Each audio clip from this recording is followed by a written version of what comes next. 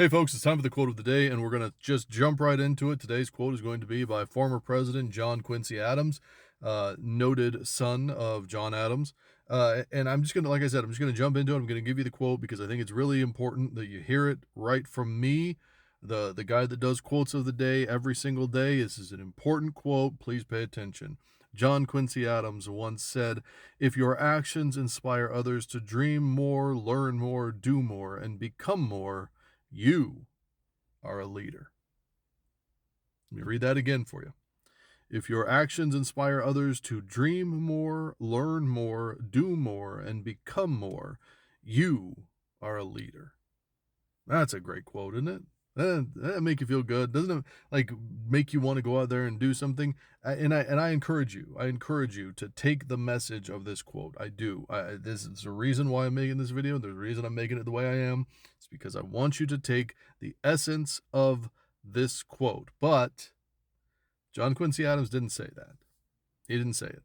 That's not a quote from John Quincy Adams. However, if you were to look online, if you were to, oh, I don't know, ask the President of the United States or his daughter, who both used that and referenced that quote, you would think it was. You know, people that have access to literally, basically all of historical knowledge at any given time and aides that should tell them that that's not an actual historic quote, you would think they would know that. You would think they would, but they don't, because it doesn't really take that much for you to find that is a completely bupkis quote.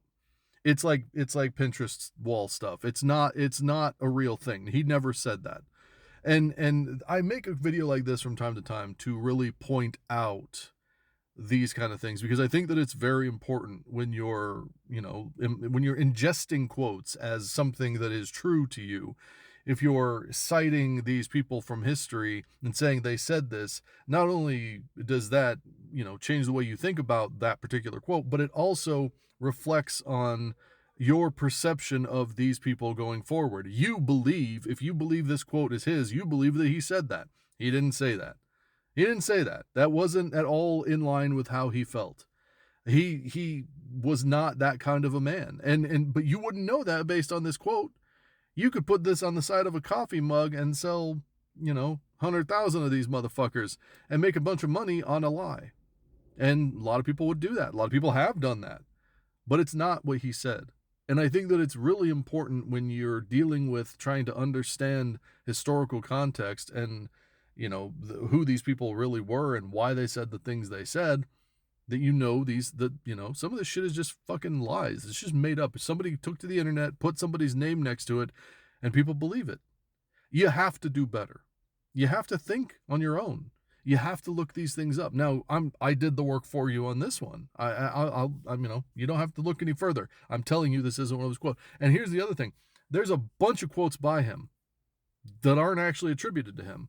They're in line with some kind of stuff that maybe like you could say they were paraphrasings of things that he said, but he didn't say that. That's not what he said.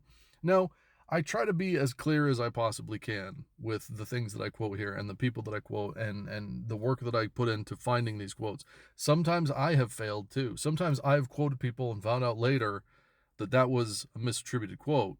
And I feel awful about that because while it may not be many people that watch these videos, the few that do, I don't want to give you bupkis information. I don't want to give you inaccuracies. I pride myself in actually doing the work. And sometimes, in the case of this quote, it is very difficult. But again, the president of the United States in 2015, April 16th of 2015 at 11:58 a.m. decided to tweet this quote out, and nobody has ever corrected him on it. No, that I know of, at least. But what's interesting about John Quincy Adams, and I'm going to give you a real quote by him in a moment, but what's interesting about him is that this doesn't align with him at all. And one of the reasons that we know that is because this is a quote about leadership and, this wonderful, like, altruistic way of thinking about, inspiring people. That's not who he was. This was a guy that didn't like people. As a matter of fact, he didn't like people, even though he was president, he didn't like people so much so that he actively thought that democracy was a bad idea because people weren't up to the level of, they weren't up to snuff for democracy, is basically how he thought of it. He just didn't believe that people were intelligent enough or driven enough or wanted to be engaged enough. And well, there's a reason why this misattributing prick is our president, and it's because John Quincy Adams was right. I mean, history has proven that. And so I'm going to give you a quote by him, a real quote, and then we're going to talk about it because I think that it's important to understand this. Going forward, this is an important part of history to understand. Uh, this is a hard one to read because he kind of breaks it up. This was written in his diary in on December 11th, 1831.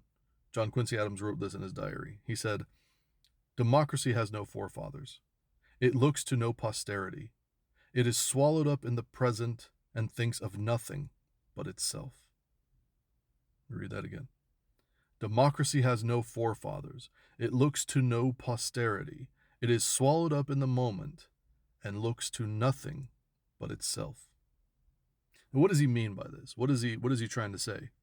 What he's trying to say is that democracy is ruled by the will of the people.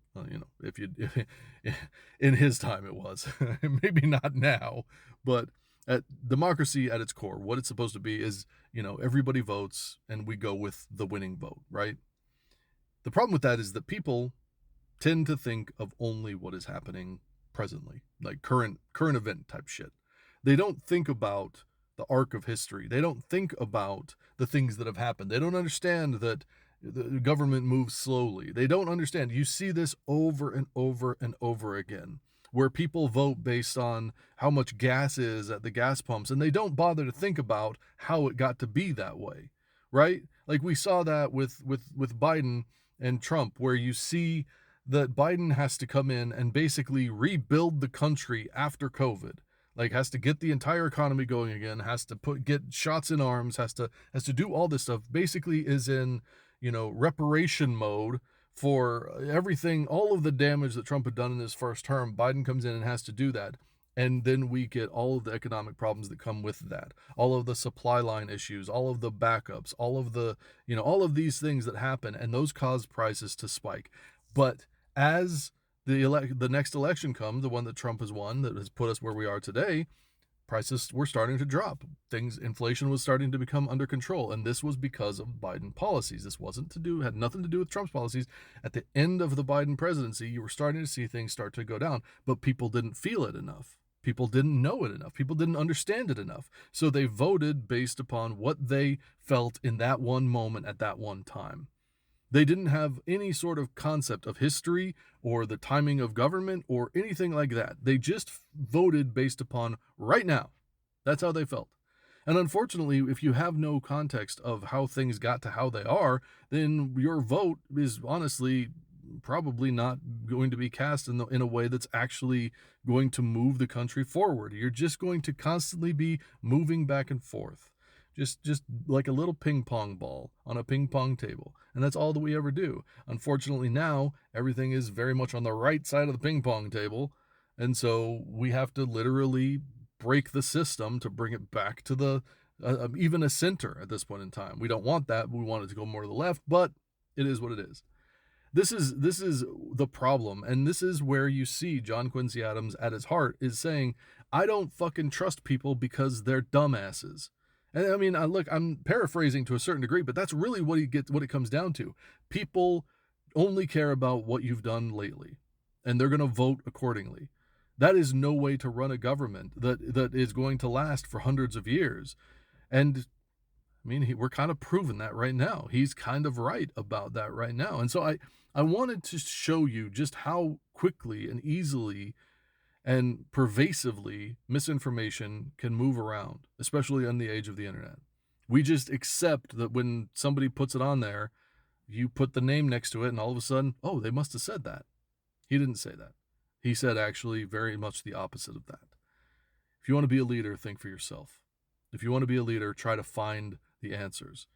Don't think that just persuading people or talking people into something or inspiring others to dream. That's not what being a leader is. Being a leader is finding the truth, sharing it with them, and then moving forward from there. Happy birthday to John Quincy Adams. The rest of you take care of yourself. Take care of others. I'll talk to you soon.